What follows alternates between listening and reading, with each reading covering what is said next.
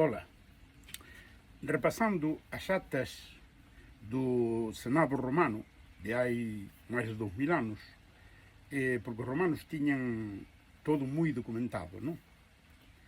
E resulta que nunha ocasión un senador romano propuso de poñerlle uniforme aos escravos, poñerlle vestiros todos da mesma cor para que os pudesen distinguir, para que todo o mundo soubese quen era esclavo e quen non.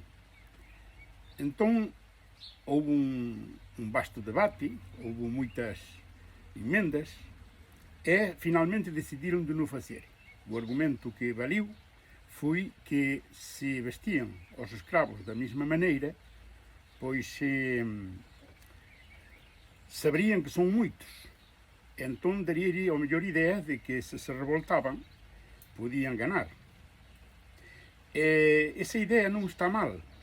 Penso que deberíase de reabrir ese debate de poñerlle unha túnica da mesma cor, obrigarles a levar un uniforme á clase traballadora, a todos os que son asalariados. Porque moi posiblemente, unha vez que se deran conta de que son moitísimos, pois ao mellor decidían de tomar medidas.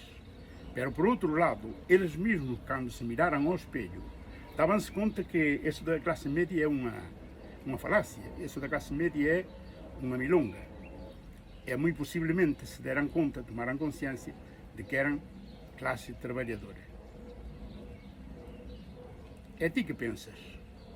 Podes decir nos comentarios se queres. Espero-vos.